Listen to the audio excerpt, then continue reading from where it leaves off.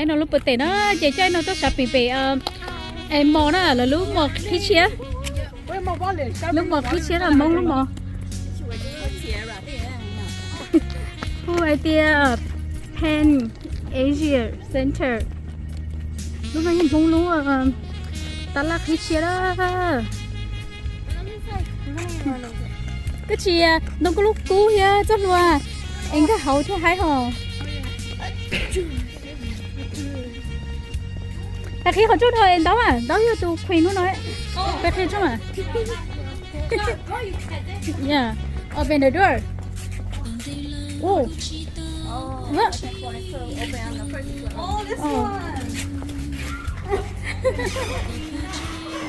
thế thì ở đâu mấy đi thế đi wow chính tao mua thế này tôi ở là lúa nữa em tí sao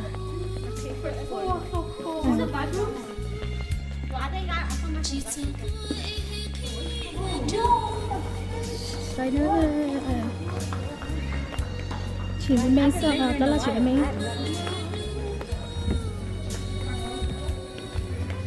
ô cho té à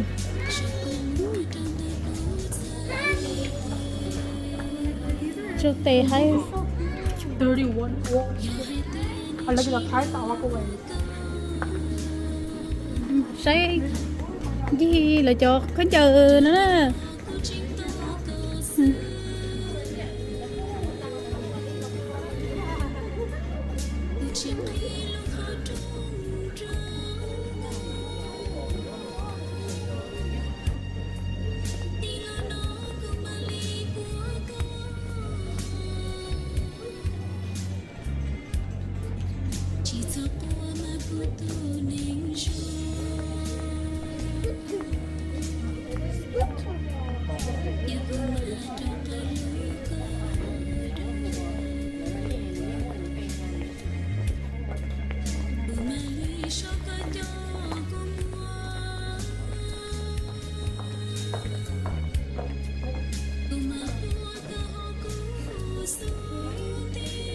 Free deal.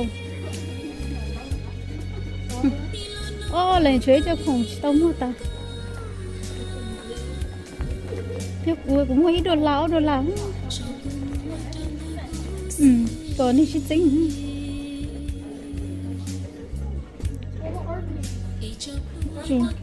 Chỉ mua kỳ chơi chúng đi vô là. Nhớ sao? Chơi dối mà còn là cho con nó hơi ví dụ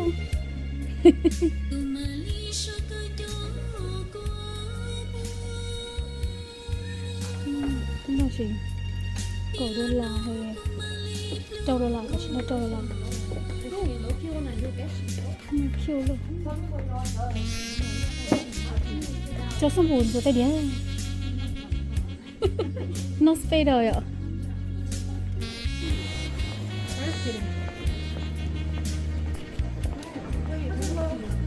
xung gỗ vô lời lúc lá nó không muốn xung giờ khâu đó